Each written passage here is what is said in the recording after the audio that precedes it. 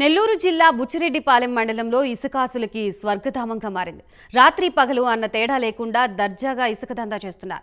దీన్ని నియంత్రించాల్సిన అధికార యంత్రాంగం కూడా చూసి చూడనట్టు వదిలేస్తున్నారు. అర్ధరాత్రి కాగులపాడు నుంచి ఇసుకని తరలిస్తూ ఓ ట్రాక్టర్ జాతీయ రహదారిపై మీడియా కెమెరాకు చిక్కింది.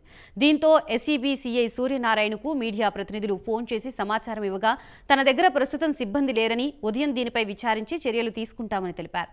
ఇప్పటికైనా ఉన్నత అధికారులు స్పందించి ఇసుక దందాపై చర్యలు తీసుకోవాలని ప్రజలు కోరుతున్నారు.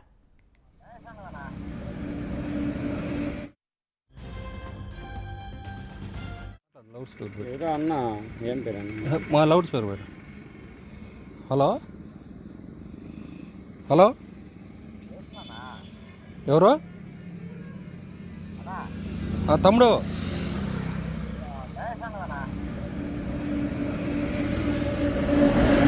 ఏ మహేష్? అవునా, మీరు అక్రమంగా తోలుకుంటా ఉంటే ఎట్లా అది చెప్పు. కాదయా, అన్యాయం కదా అది. మీకు ఎవరు తోలుకోమన్నారు? ఈ సెబ్బాలు ఏమైనా పర్మిషన్ ఇచ్చారా? బుచ్చి పోలీస్ ఏమైనా పర్మిషన్ ఇచ్చిందా మీకు?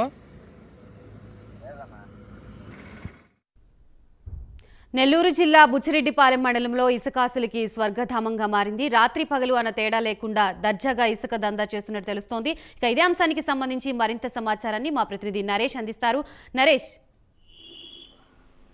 గాయత్రి, నెల్లూరు జిల్లా వ్యాప్తంగా ఇటు అక్రమార్కులు ప్రస్తుతం ఏదైతే ఇసుక మాఫియా ఉండొచ్చు, మట్టి మాఫియా, ఇటు రకరకాలైనటువంటి మాఫియా కేంద్ర బిందువుగా నెల్లూరు జిల్లా నిలుస్తుందని చెప్పుకోవచ్చు. ఈ నేపథ్యంలో ఇటు బుచ్చిరెడ్డిపాలెం సంబంధించినటువంటి ప్రాంతంలో రాత్రి పగలన్న తేడా లేకుండా దర్జాగా కూడా ప్రకృతి సంపదను కూడా కొల్లగొడుతున్నటువంటి అక్రమార్కులపై ఒకవైపు ఇటు మీడియా కూడా అనేక మార్లు కూడా ఇటు అక్రమంగా వెళ్తున్నటువంటి ఇసుకకు సంబంధించినటువంటి ట్రాక్టర్లు, టిప్పర్లపై పోలీస్ అధికారులకు, ఉన్నతాధికారులకు కూడా ఇన్ఫర్మేషన్ జారీ వేసేటువంటి పరిస్థితులు ఉన్నాయి. అయితే దీని మీద అధికారులు పట్టినట్టుగా వ్యవహరిస్తున్నటువంటి తీరు మనం చూస్తూనే ఉన్నాం. ఎందుకంటే నిన్న జరిగినటువంటి ఇసుక సంబంధించినటువంటి ట్రాక్టరు ఇటు మీడియా వారికి ఎదురు రాగా వాటి యొక్క ఏదైతే పూర్వపరాలు కూడా తెలుసుకునేందుకు కూడా మీడియా వారు ఆ యొక్క ట్రాక్టర్ యాజమాన్యంతో కూడా మాట్లాడింది.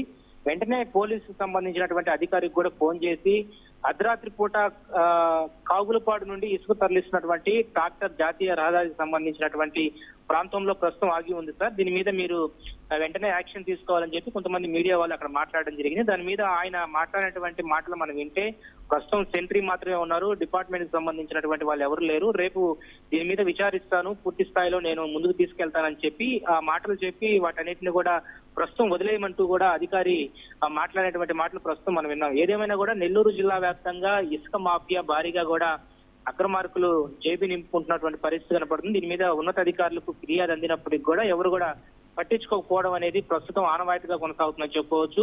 ఈ నేపథ్యంలోనే జిల్లాలో ఉన్నటువంటి కావలి నియోజకవర్గం, కోవూరు నియోజకవర్గం, పలు నియోజకవర్గాల్లో ఇసుక దందా భారీగా కొనసాగుతుంది. వైఎస్ఆర్సీపీకి సంబంధించినటువంటి నేతలే దీనికి పూర్తి స్థాయిలో కూడా మద్దతు ఇవ్వడంతో అధికారులు కూడా ఏం చేయలేనటువంటి పరిస్థితి కనపడతా ఉందని చెప్తున్నారు. ఈ నేపథ్యంలో బుచ్చిరెడ్డిపాలెం సంబంధించినటువంటి అనేక రీచ్లు కూడా ఉన్నాయి. ఈ రీచ్లు సంబంధించి పూర్తి స్థాయిలో కూడా అక్రమార్కులు ఇటు లాభార్జన ధ్యేయంగా ఇటు అక్రమంగా కూడా ఇసుకను తరలిస్తున్నారు. ప్రభుత్వానికి ఇటు పూర్తి స్థాయిలో కూడా డ్యామేజ్ చేసే విధంగా కూడా ఈ రోజు ప్రతి ఒక్కరు కూడా పూనుకున్నప్పుడు కూడా వాటిని ఎదిరించేటువంటి, ప్రశ్నించేటువంటి వారిపై కూడా కేసులు నమోదు చేస్తూ పోలీసులు ఒకవైపు అనేక భయంకరమైనటువంటి కేసులు నమోదు చేయడంతో చాలా వరకు కూడా కాస్త ఉద్రిక్త వాతావరణం అయితే కొన్ని ప్రాంతాల్లో మాత్రం కొనసాగుతున్నటువంటి పరిస్థితి కనపడతా ఉంది. దీని మీద ఎలాంటి యాక్షన్ తీసుకోబోతున్నారు అధికారుల్లో ఒకవైపు చెప్పినప్పటికి కూడా, ఇన్ఫర్మేషన్ ఇచ్చినప్పటికి కూడా పట్టించుకోకపోవడం అనే దాని మీద సర్వత్రా విమర్శలు మాత్రం రేగెత్తుతున్నటువంటి పరిస్థితి కొనసాగుతుంది. గాయత్రి.